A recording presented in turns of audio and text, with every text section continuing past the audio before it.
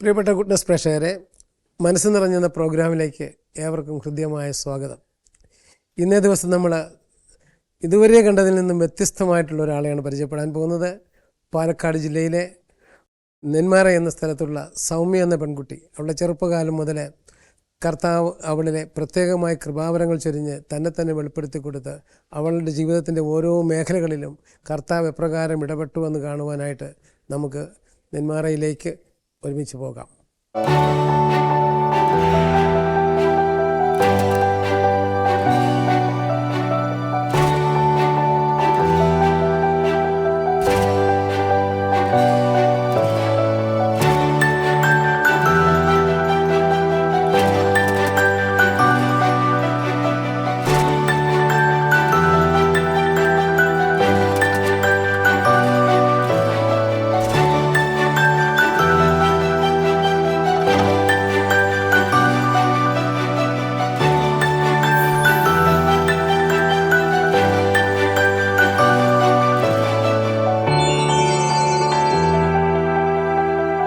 സൗമ്യ, ഞങ്ങൾ goodness T വിയിൽ നിന്ന് വരുന്നവരാണ്.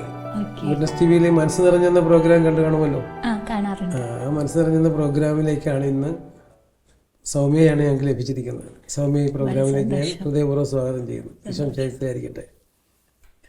അപ്പോൾ സൗമ്യക്ക് ഒന്ന് പരിചയപ്പെടുത്താമോ ഞങ്ങളോട്? എൻ്റെ പേര് സൗമ്യ. നെന്മാറ സെൻറ്റ് സെബാസ്റ്റ്യൻ ചർച്ചാണ് എൻ്റെ ഇടവക. സുൽത്താൻപേട്ട രൂപതയിലെ ഞങ്ങൾ നെന്മാറയിലെ ചാത്തമംഗലം ാണ് താമസിക്കുന്നത്. അനുഗ്രഹ വീട്ടിലെ അമ്മയാണ്. അമ്മയ്ക്ക് വയ്യാത്തതുകൊണ്ട് ഞങ്ങൾ രണ്ടുപേരേ ഉള്ളൂ. സൗമ്യ എങ്ങനെയാണ് ഒരു വിശ്വാസ ജീവിതത്തിലേക്ക് വന്ന്? കുഞ്ഞിലെ അമ്മയ്ക്ക് കുറച്ച് അച്ഛൻ ലോകം അറിയപ്പെടുന്ന എഴുത്തുകാരനായിരുന്നു, പാട്ടുകാരനാണ്, പ്രൊഫസർ രാമചന്ദ്രനാണ്. അപ്പോൾ അച്ഛൻ അമ്മയെ ഇട്ടിട്ട് പോയി, എന്നെ അമ്മയും 3 വയസ്സായപ്പോൾ. അപ്പോൾ അന്ന് തൊട്ട് സെൻറ്റ് റീത്ത കോൺവെൻറ്റിൽ അമ്മൂമ്മയായിരുന്നു താങ്ങും തണലും ആയിരുന്നത്. അപ്പോൾ സെൻറ്റ് റീത്ത കോൺവെൻറ്റ് ഇവിടെ സെൻറ്റ് ജോൺസ് കോൺവെൻറ്റ് ഇവിടെ അടുത്തുണ്ട്. അതിൻ്റെ ബ്രാഞ്ചാണ് നെന്മാറയിലുള്ളത്. അവിടെ ആയിരുന്നു സിസ്റ്റർ ഫെലിസിറ്റ അമ്മയാണ് എന്നെ ഈശോയിലേക്ക്, ദിവ്യകാരുണ്യത്തിലേക്ക് കൊണ്ട് എത്തിച്ചത്. ഇതാണ് യേശപ്പച്ചൻ. കുഞ്ഞിലേ തൊട്ട് ജപമാല ജിയോ സിസ്റ്റർ അവർ ഇപ്പോഴും ഉണ്ട്, മദറായിട്ട് മുണ്ടത്തിക്കോട് വർക്ക് ചെയ്യുന്നു. അപ്പോൾ അന്ന് തൊട്ട് ഞാൻ യേശപ്പച്ചനാണ് എൻ്റെ അച്ഛനായിട്ട് ഏറ്റെടുത്തത്. അന്ന് തൊട്ട് എനിക്കിങ്ങനെ സ്വപ്നങ്ങളിലൊക്കെ ഈശോ വരുമായിരുന്നു. അങ്ങനെ അപ്പോൾ എൻ്റെ അമ്മയെ രക്ഷിക്കണം, നന്നായിട്ട് പഠിക്കണം, മുന്നോട്ടുള്ള യാത്രകളിൽ ഈശോ എന്നെ കൈവിടില്ല. അപ്പം 4 കെട്ട് വീടായിരുന്നു, വീടൊക്കെ നശിച്ചു പോയി. അമ്മൂമ്മ മരിച്ചപ്പോൾ വീട് അനാഥമായിരുന്നു. അപ്പോൾ ഈശോയുടെ ഒരു ചെറിയ ഫോട്ടോ തന്നിട്ടുണ്ടായിരുന്നു സിസ്റ്റർ. അപ്പോൾ പഠിക്കാനൊക്കെ ഒരുപാട് സഹായിച്ചു അവർ. അപ്പോൾ ഞാൻ അവിടെ ഇരുന്ന് പ്രാർത്ഥിക്കും, ജപമാല ചൊല്ലും. അങ്ങനെ 4 കെട്ട് വീടൊക്കെ നശിച്ചപ്പോൾ വീട്ടിനകത്ത് വെള്ളം വരും, ഭക്ഷണമില്ല, വസ്ത്രങ്ങളില്ല, അമ്മയെ നോക്കണം. അമ്മ എണീറ്റ് ഇരിക്കും, എന്നെ ചേർത്ത് പിടിച്ചിരിക്കും. എന്നും കണ്ണീരും പട്ടിണിയായിരുന്നു. പക്ഷെ ആരുടെ മുമ്പിൽ കൈ നീട്ടാൻ ദൈവം എന്നെ അനുവദിച്ചില്ല. അപ്പോഴൊക്കെ എനിക്ക് ഭയങ്കര ശക്തിയായിരുന്നു, നന്നായി പഠിക്കും. അപ്പം മലയാളം മീഡിയത്തിൽ ചേർത്തി. അവിടെയും ഞാൻ ഉച്ചയാകുമ്പോൾ ഭക്ഷണമില്ലാതെ ഉച്ചയ്ക്ക് വീട്ടിൽ വന്നാൽ കറണ്ടില്ല. അന്ന് ഫീസൊക്കെ ഊരിക്കൊണ്ട് പോയിരിക്കുകയാണ്. അപ്പം ഞാൻ ഗ്രൗണ്ടിൽ ഗവൺമെൻറ് ഗേൾസ് സ്കൂളിൽ അത് കഴിഞ്ഞപ്പോൾ 5ാം ക്ലാസ് തൊട്ട് പഠിച്ചത്. അവിടെ പോകുന്ന സമയത്ത് ഉച്ചയ്ക്കൊക്കെ ഞാൻ സ്കൂളിൽ പോയി ഗ്രൗണ്ടിൽ പോയി ഇരുന്ന് പഠിക്കും. എൻ്റെ ക്ലാസ്സിൽ ഫസ്റ്റാണ്. അപ്പോൾ ഈശോ ഇന്നും ജീവിക്കുന്നു. ഓരോ ക്വസ്റ്റ്യൻ പഠിക്കുമ്പോഴും ഈശോ എനിക്ക് പറഞ്ഞു തരും, മാതാവ് എനിക്ക് പറഞ്ഞു തരും ജപമാലയിലൂടെ. കൂട്ടുകാരൊക്കെ പറയും, എനിക്കും പറഞ്ഞു തരുമോ, ഞങ്ങൾക്കും പറഞ്ഞു തരുമോ? അപ്പോൾ ഞാൻ പറഞ്ഞു കൊടുക്കും. എല്ലാവർക്കും ഷെയർ ചെയ്യും, ഇല്ലായ്മയിൽ നിന്നും പറഞ്ഞു കൊടുക്കും. പക്ഷെ അവർക്കൊക്കെ നല്ല മാർക്ക് കിട്ടും. എനിക്ക് ക്ലാസ്സിൽ ഫസ്റ്റായിരുന്നു. അങ്ങനെ 8ാം ക്ലാസ് എത്തിയപ്പോൾ 3 വർഷം അറിയാതെ 8ാം ക്ലാസ് എത്തിയപ്പോൾ അമ്മയെ പഠിപ്പിച്ച ടീച്ചറാണ്, സാറാമ്മ ടീച്ചറും ഒക്കെയാണ് എന്നെ പഠിപ്പിച്ചത്. അപ്പോൾ ഈ കുട്ടി എന്താണ് ഉച്ചയ്ക്ക് ഭക്ഷണമില്ലാതെ പോകുന്നത് നോട്ട് ചെയ്തപ്പോഴാണ്, വീട്ടിൽ വന്ന് നോക്കിയപ്പോഴാണ് അമ്മയുടെ അവസ്ഥ ഇങ്ങനെയാണെന്ന് മനസ്സിലായത്. പിന്നെയുള്ള യാത്രകളിലൊക്കെ ദൈവം സഹായിച്ചു. ഈശോ ഇല്ലാതെ എനിക്ക് ഒരടി മുന്നോട്ട് വയ്ക്കാൻ പറ്റില്ല. ഭവനം ഉണ്ടായിരുന്നില്ല. അത്ഭുതകരമായിട്ട് ദൈവം വീട് തന്നു. അനുഗ്രഹ എന്നാണ് വീട്ടിൻ്റെ പേര്. പിന്നെ ഞങ്ങളെ വീട്ടിൽ നിന്ന് തറവാട്ടിൽ നിന്ന് ഇറക്കി വിട്ടപ്പോഴും താങ്ങും തണലുമായി ദൈവത്തിൻ്റെ രൂപത്തിൽ ജോയി കുഴിഞ്ഞാലി അച്ഛൻ വന്നു. ഒരുപക്ഷെ അദ്ദേഹത്തെ ഈശോ അയച്ചില്ലായിരുന്നെങ്കിൽ ഞങ്ങൾ രണ്ടുപേരും മരണത്തിൻ്റെ താഴ്വരയിലേക്ക് പോവുമായിരുന്നു. പക്ഷെ തക്ക സമയത്ത് ചുറ്റുപാടുകളിലേക്ക്, വ്യക്തികളിലേക്കോ ഒന്നും അവർ നോക്കിയില്ല.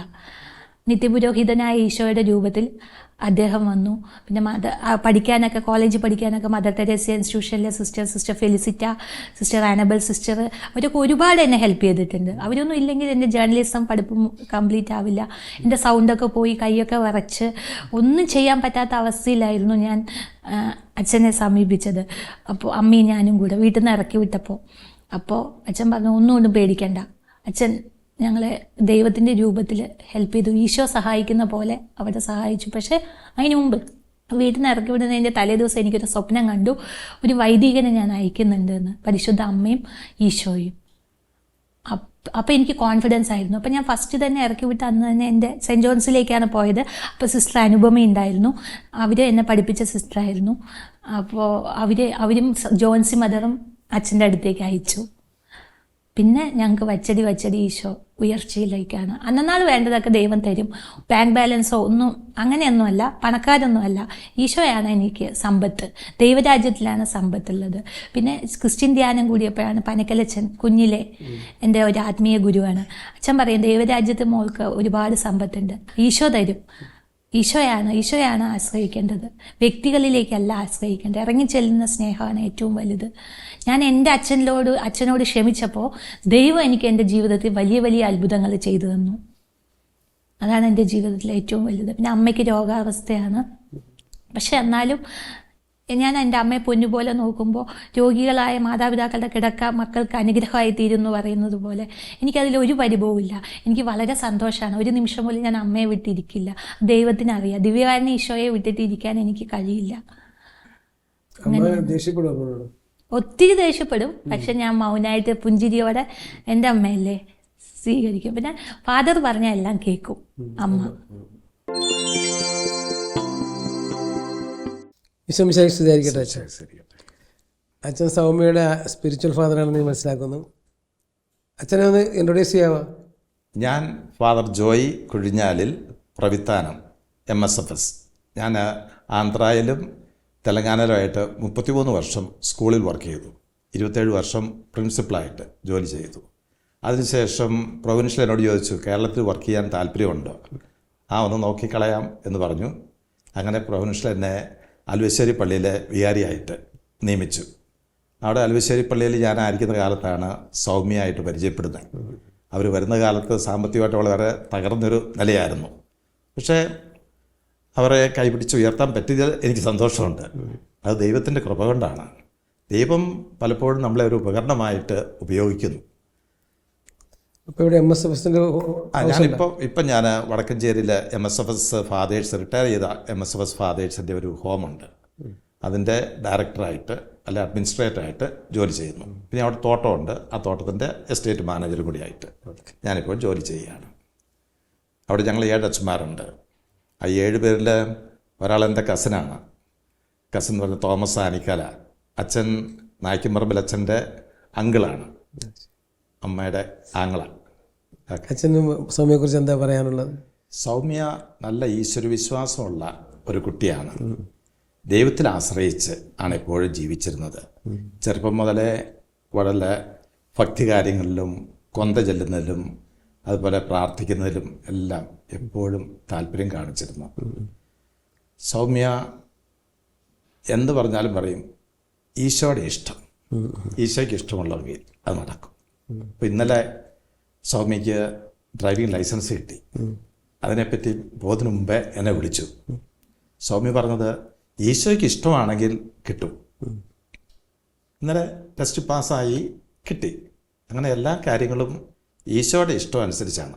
ഞാനിപ്പോൾ ഈ വീട് വെച്ച് കൊടുത്തതിനെ പറ്റി പറയുകയാണെങ്കിൽ 5 വർഷം മുമ്പ് ഇവിടെ 5 സെൻറ്റ് സ്ഥലം വാങ്ങിച്ച്, അപ്പോൾ എൻ്റെ ഉദ്ദേശം വരുന്നത് പിന്നീട് അവരുടെ സ്ഥലം വിറ്റ് കഴിഞ്ഞ് കിട്ടുന്ന ആ തുക കൊണ്ട് പണിയാമെന്നാണ്. പക്ഷേ ആ സ്ഥലം വിൽക്കാൻ പറ്റിയില്ല. പിന്നെ എൻ്റെ വീട്ടിൽ നിന്നുള്ള എൻ്റെ പത്രമേനിയായിട്ടുള്ള അവിടുന്ന് പൈസ കൊണ്ടുവന്ന് ഈ വീട് വെച്ചു. സൗമ്യ ഒന്നും പറയുന്നത് ദൈവത്തിൻ്റെ ഇഷ്ടം. എന്തായാലും താമസിച്ചാൽ പറയും അത് നല്ലതിന് വേണ്ടിയാണ്, ദൈവത്തിൻ്റെ ഇഷ്ടം പോലെ. അങ്ങനെ ഒരു ദൈവവിശ്വാസത്തിൽ വളർന്ന ഒരു കുട്ടിയാണ്. എല്ലാ ദിവസവും പള്ളിയിൽ പോവും. സൗമ്യയ്ക്ക് ഏറ്റവും ഇഷ്ടമുള്ളത് ആരാധനയിൽ സൈലൻ്റായിട്ടിരിക്കുന്നതാണ്, ഈശോയുടെ അടുക്കലിരിക്കുക.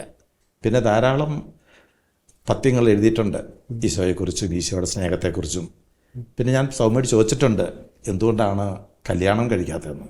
അപ്പോൾ സൗമ്യ പറഞ്ഞത് എനിക്ക് അമ്മയെ നോക്കണം, പിന്നെ ഈശോയെ കൂടുതലായിട്ട് സ്നേഹിക്കണം, ഈശോയ്ക്ക് വേണ്ടി ജീവിക്കണം, അപ്പം അത് കാരണം കല്യാണമൊന്നും കഴിക്കുന്നില്ല എന്ന്. വിഭക്ത ഹൃദയത്തോടെ ഈശോയെ ശുശ്രൂഷിക്കുക, അമ്മയെ സ്നേഹിക്കുക, അമ്മയ്ക്ക് സേവനം ചെയ്ത് ജീവിക്കുക. അങ്ങനെ ഒരു നല്ല എന്ത് സംഭവിച്ചാലും ദൈവത്തിൻ്റെ ഇഷ്ടം, ദൈവത്തിൻ്റെ പരിപാലനയെ വിശ്വസിച്ച് ജീവിക്കുന്ന ഒരാളാണ്.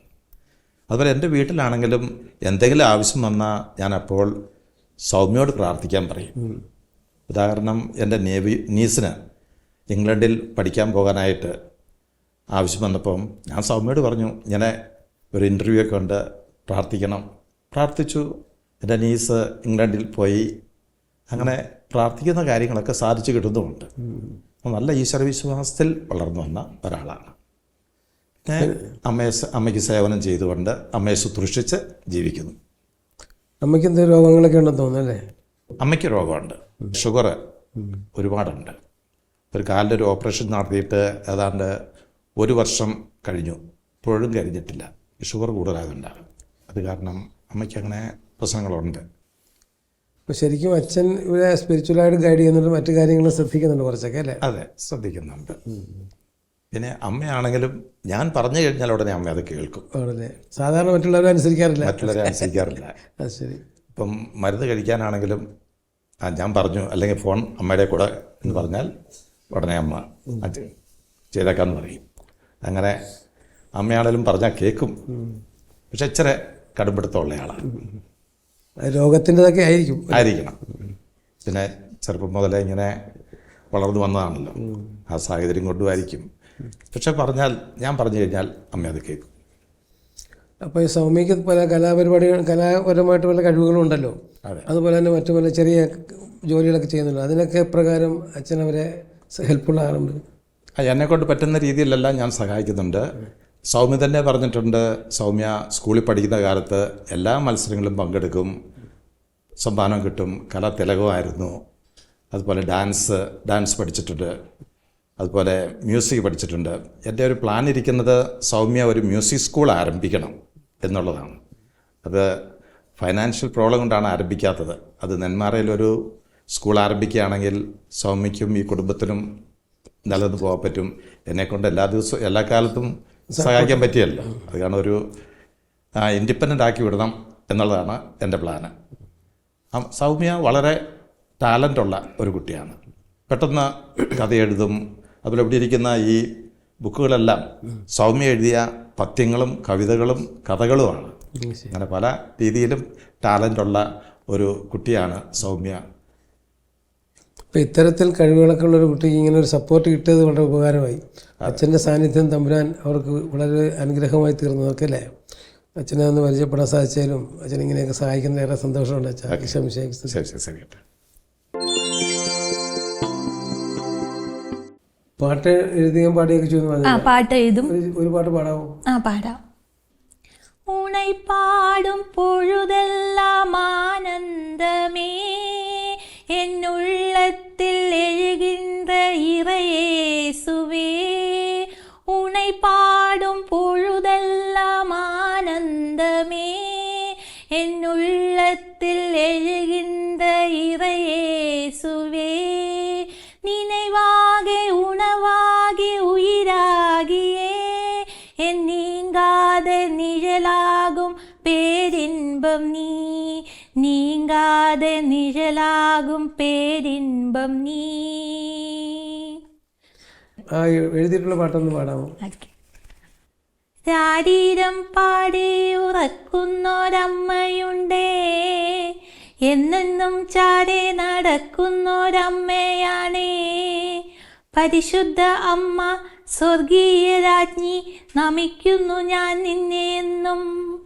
ജീവിതയാത്രയിൽ സങ്കട നേരങ്ങളിൽ ചാഞ്ഞുറങ്ങ് ചാരെ അണയ്ക്കും പരിശുദ്ധ അമ്മ എൻ സ്വർഗീയ രാജ്ഞി. ഒരു കവിത എഴുതിയിട്ടുണ്ട്. കവിത ഒത്തിരി എഴുതും. ഒരു നനുത്ത മഴ ചുടുനിണമേറുമെൻ ഹൃത്തടത്തിൽ ശ്രീരാഗമായി നീയൻ അരികിൽ അണഞ്ഞ നനുത്ത മഴയെ നിൻസ്വനം എത്ര ധന്യം നിൻ പാണികൾ എന്നിൽ അലിഞ്ഞ നിമിഷം എന്നിൽ മറഞ്ഞിരിക്കുന്ന വീണാനാദത്തെ തൊട്ടുണർത്തിയ കൃപാനിധേ എൻ രോദനം അറിഞ്ഞ സ്നേഹനിധിയായി ചാരയണഞ്ഞ നനുത്ത മഴയെ ആ പാദാന്തികത്തിൽ ഒന്ന് തൊഴുതോട്ടെ നീ എൻ ജീവന്റെ സുഹൃതമാണ് അമ്മേ നിൻ സ്വനം കേട്ട മാത്രയിൽ എന്നിലെ സ്വരലയം അശ്രുബിന്ദുവായി സുഹൃതജപമായി ഭക്തിയായി പ്രകൃതിയായി കലാമിതിയായി ഒഴുകി ഒഴുകി മറയാതെ എന്നെ താങ്ങി നിർത്തുന്ന സൂര്യ തേജസ്സിനി നിനക്ക് നന്ദി. അപ്പോൾ ഇത്രയൊക്കെ പഠിച്ചിട്ട് മോളെന്താ പെർമനന്റ് ആയിട്ട് ജോലിക്ക് പോകാതിരുന്നത്? അമ്മയെ നോക്കുന്നത് ഞാൻ തന്നെ ആയിരിക്കുന്ന എനിക്കുണ്ട്. അപ്പോൾ വീട്ടിൽ തന്നെ ഇരുന്ന് വർക്ക് ചെയ്യാനാണ് ഇഷ്ടം. അപ്പോൾ ക്യാൻഡിൽസ് ഒക്കെ ഉണ്ടാക്കും. ഇവിടെ ക്യാൻഡിൽസ് ഒക്കെ ഉണ്ടാക്കിയിട്ടുണ്ട്, അത് സപ്ലൈ ചെയ്യും. പിന്നെ അത്യാവശ്യം പാട്ടൊക്കെ എഴുതും, പഠിപ്പിച്ചു കൊടുക്കും. അങ്ങനെ പിന്നെ ഈ ദൈവം എല്ലാം നടത്തുന്നു. ആ, ഒന്നിനും ഒരു കുറവില്ല. എന്ത് വേണം ചോദിച്ചാലും ദൈവം അപ്പം തന്നെ എനിക്ക് അത് സാധിപ്പിച്ചു. ലേറ്റ് ആയാലും പ്ലാൻഡ് ആണ് ദൈവം, ഏറ്റവും ബെസ്റ്റ് തരും. പ്രയർ ലൈഫ് ഒന്ന് പങ്കുവയ്ക്കാമോ? മറ്റേ യുവജനങ്ങളൊക്കെ ഇന്ന് പ്രാർത്ഥിക്കാൻ അറിയത്തില്ലാത്ത പിള്ളേരാ. അപ്പോൾ എങ്ങനെയാ പ്രാർത്ഥിക്കുന്നു പറയാമോ? ഞാൻ ദിവ്യകാരുണ്യ സന്നിധിയിൽ പോവും, ശാന്തമായിരിക്കും. അപ്പോൾ നെന്മാറയിലില്ല, അപ്പോൾ വടക്കഞ്ചേരി പോയിരിക്കും. അപ്പോൾ ഫാദർ എപ്പോഴും പറയും, ജോയ് കുഞ്ഞാലി അച്ഛൻ പറയും, നീ ദിവ്യകാരുണ്യ സന്നിധിയിൽ പോയിരിക്കണം. പനക്കലച്ഛനും പറയും, എന്നും ദിവ്യകാരുണ്യ സന്നിധിയിൽ മോള് എന്നും പോകണം, ഈശോയുടെ അടുത്തിരിക്കണം. ഈശോ തരും. ഇതെന്നും കുഞ്ഞുനാൾ മുതൽ കേൾക്കുന്ന, LKG തൊട്ട് കേൾക്കുന്നതാണ് പനക്കലച്ഛനും നായ്ക്കമ്പറമ്പിലച്ഛനും പിന്നെ ഇപ്പം ഫാദറും ജോയ് കുഞ്ഞാലി അച്ഛനും ഒക്കെ. എന്നും ദിവ്യകാരുണ്യ സന്നിധി പോ. അത് ദൈവം എന്നെ അങ്ങനെ അയച്ചു വിടുന്ന പോലെ. അപ്പം ഞാൻ ഇവിടുന്ന് ക്ലാസ്സൊക്കെ കഴിഞ്ഞ് വടക്കഞ്ചേരി പോവും. എന്നിട്ട് അവിടെ ശാന്തമായിട്ടിരിക്കും. അപ്പോൾ കണ്ണടയ്ക്കുമ്പോൾ ഈശോ വരും, വെള്ളം ഉടുപ്പിട്ടിട്ട് കാര്യങ്ങളൊക്കെ പറയും ശാന്തമായിട്ട്. ഞാൻ ഒന്നും മിണ്ടില്ല. എനിക്ക് എന്തെങ്കിലും വേണമെന്നോ ആരെങ്കിലും എന്നെ വേദനിപ്പിച്ചാലോ എല്ലാം ഞാൻ പോയി ദൈവത്തോട് പറയും. അപ്പോൾ അവർ മാനസാന്തരപ്പെട്ട് എൻ്റെ അടുത്ത് വരും. ആരെയും എനിക്ക് വിദ്വേഷമോ വെറുപ്പോ എൻ്റെ അച്ഛനോട് പോലും ഇല്ല. അച്ഛൻ വിളിക്കുമ്പോഴും അച്ഛൻ എനിക്കൊരു ചോക്ലേറ്റ് പോലും വാങ്ങിച്ചു തന്നിട്ടില്ല. പക്ഷെ വല്ലപ്പോഴൊക്കെ ഇപ്പം വിളിക്കാൻ തുടങ്ങിയിട്ടുണ്ട്. എന്നാലും ഒരു പരിഭവവും ഞാൻ കാണിക്കില്ല. എൻ്റെ അപ്പച്ചൻ യേശപ്പച്ചനാണ്. എൻ്റെ ഫ്രണ്ട്സ് പറയും, കുഞ്ഞു കുട്ടികൾ വരെ പറയും, ചേച്ചി പ്രാർത്ഥിക്കണം. യൂത്തുകാരും പറയും പ്രാർത്ഥിക്കണം. പഠിക്കുമ്പോഴാണെങ്കിലും എല്ലാവരും ഞാൻ അതിശയപ്പെട്ടു പോകും. നേരം വെളുക്കുന്നതിന് മുമ്പേ ഞാൻ അവിടെ ഗ്രീൻ വാലി ഉണരുന്നതിന് മുമ്പേ ചർച്ചിലെത്തും. അപ്പോൾ പിള്ളേരൊക്കെ പറയും, മുസ്ലിം കുട്ടികളാണെങ്കിലും ജാതി മത ഭേദമന്യേ പ്രാർത്ഥിക്കണം, ചേച്ചി പ്രാർത്ഥിക്കണം ഞങ്ങൾക്ക് വേണ്ടിയിട്ട്, ചേച്ചി പ്രാർത്ഥിച്ചാൽ നടക്കും. അപ്പോൾ എനിക്ക് അതിശയം തോന്നാറുണ്ട്. ദിവ്യകാരുണ്യത്തിലിരിക്കുമ്പോഴാണ് എനിക്ക് ശക്തി. ശാന്തമായിട്ട് പ്രാർത്ഥിക്കും, ഒത്തിരി ജപമാലകൾ ചൊല്ലും, ഓരോ മെഴുകുതിരി ചെയ്യുമ്പോഴും ഓരോ നന്മ നിറഞ്ഞ മറിയമേ ചൊല്ലും. വൈദികർക്ക് വേണ്ടിയും സിസ്റ്റേഴ്സിന് വേണ്ടി ഒരുപാട് പ്രാർത്ഥിക്കും. അതിൻ്റെ അനുഗ്രഹങ്ങൾ ഒരുപാടുണ്ട്. യൂത്തുകാർക്ക് വേണ്ടി പ്രാർത്ഥിക്കും. തീർച്ചയായിട്ടും നല്ലത് മാത്രമേ. കൊച്ചുകുട്ടികൾക്ക് പറയും. അപ്പം എൻ്റെ ഫ്രണ്ട്സിനാണെങ്കിൽ എല്ലാവരും വേദനിച്ചിരിക്കുന്നവരൊക്കെ എൻ്റെ ഫോണിലേക്ക് വിളിക്കും സങ്കടമുള്ള നേരങ്ങളിൽ. അപ്പം ഞാൻ പറയും, ഈശോയോട് പറയണം, ഈശോ രക്ഷിക്കുന്ന ഒരു ദൈവമാണ്. അപ്പം നിൻ്റെ യേശപ്പച്ചനില്ലേ, നീ ഞങ്ങൾക്ക് വേണ്ടി പറയണം എന്നൊക്കെ പറയും. ഏതായാലും ഇങ്ങനെ ഒരു തമ്പുരാൻ്റെ പൊന്നോമന മകളെ കാണാൻ സാധിച്ചതിൽ സന്തോഷമുണ്ട്. എനിക്കും ഒരുപാട് സന്തോഷം നിങ്ങളെല്ലാവരെയും കാണാൻ പറ്റിയതിൽ. ദൈവത്തിൻ്റെ ഒരു നിമിത്തം. ദൈവം നമ്മളെ അനുഗ്രഹിക്കട്ടെ, നല്ലത് വരട്ടെ.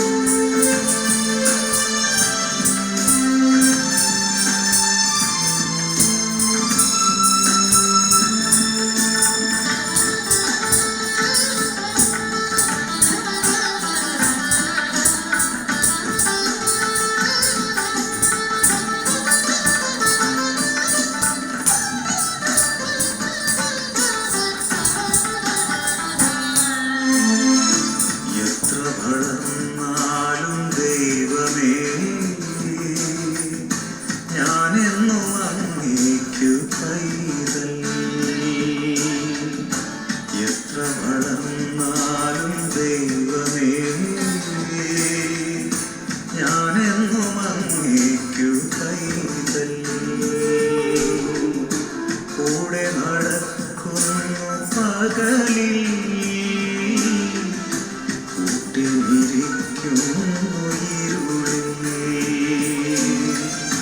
കൂടെ നടക്കുന്നു പകലിൽ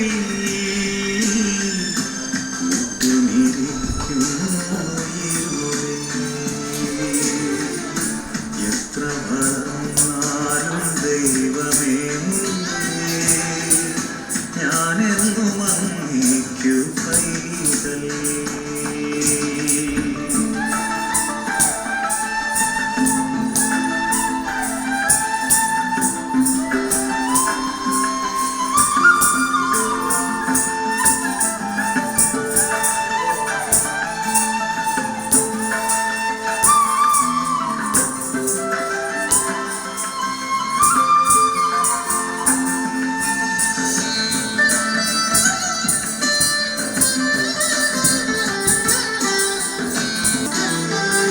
കൈവിട്ടു ഞാൻ പാതി വഴി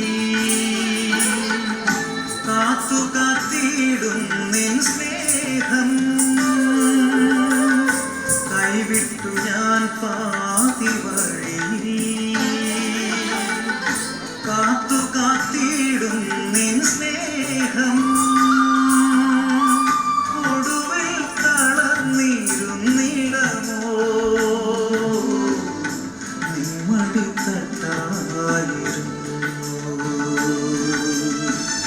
ഒടുവിൽ തളർന്നിരുന്നിടമോ നിമ്മടിത്തട്ടായിരുന്നു. എത്ര വളർന്നാലും ദൈവമേ ഞാനെന്നും അങ്ങേക്കു പൈതൽ.